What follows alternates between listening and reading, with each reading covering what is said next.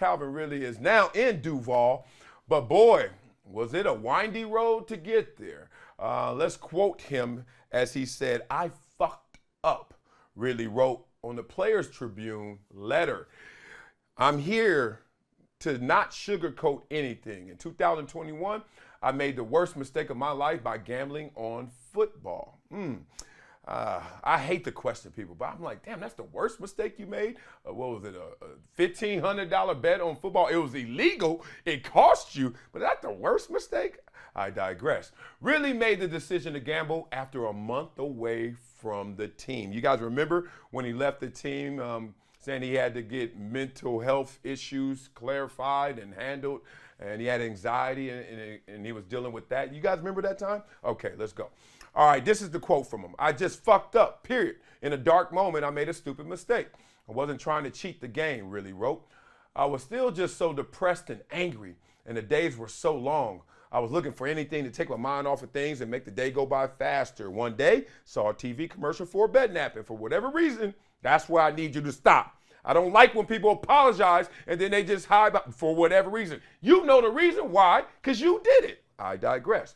"I downloaded it on my phone.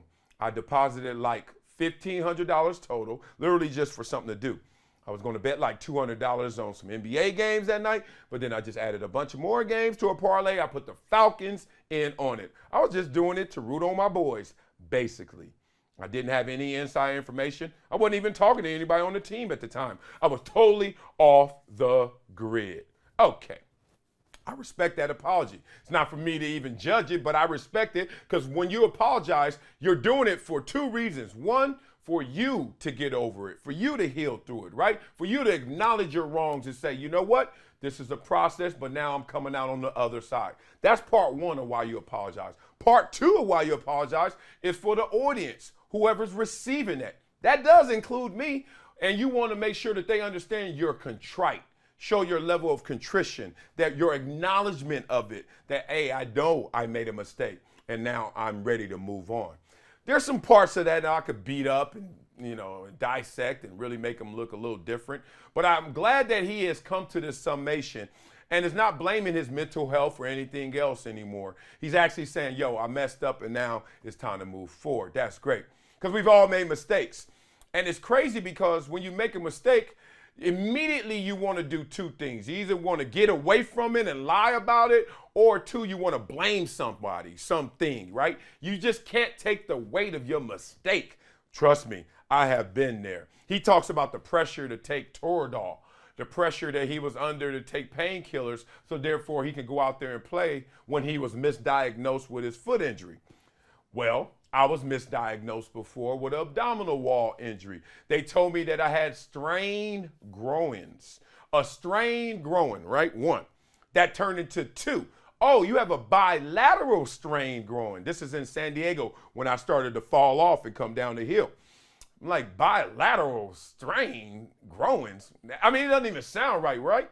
But you trust in the medical staff. You trust in the authority around you. You trust in them protecting you. Well, obviously, I got diagnosed after the season, and it was different. After the season, you know what it was?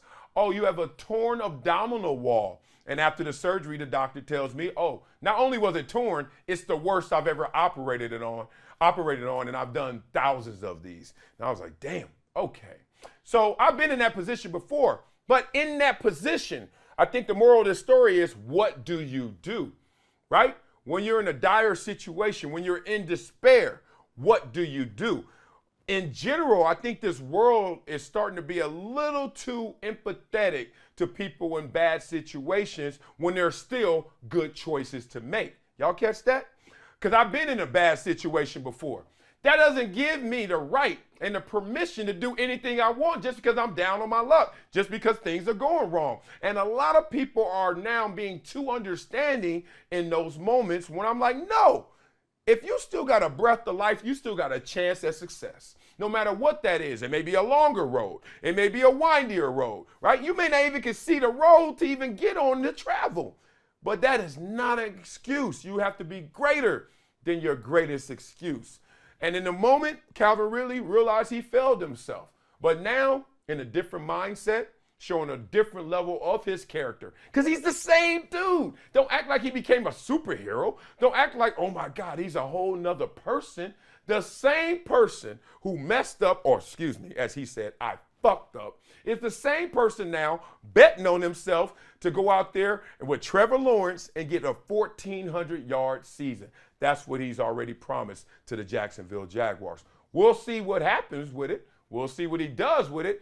But I just want you guys to understand, when you're going through something that's amazing and great, or going through something that's bad and hell, it's just you going through it, okay? Moments in time. Do not add it all up that that's who you are or that's how it's going to be. It is not a summation moment. It's a moment for you to look within yourself and realize you got the strength to persevere no matter what comes your way. That's what I love about this story. Salute to you, Calvin Ridley. I apologize for some words in the past that obviously weren't supporting you and glowing. But right now, man, you got nothing but my respect, especially because you play for my Jags.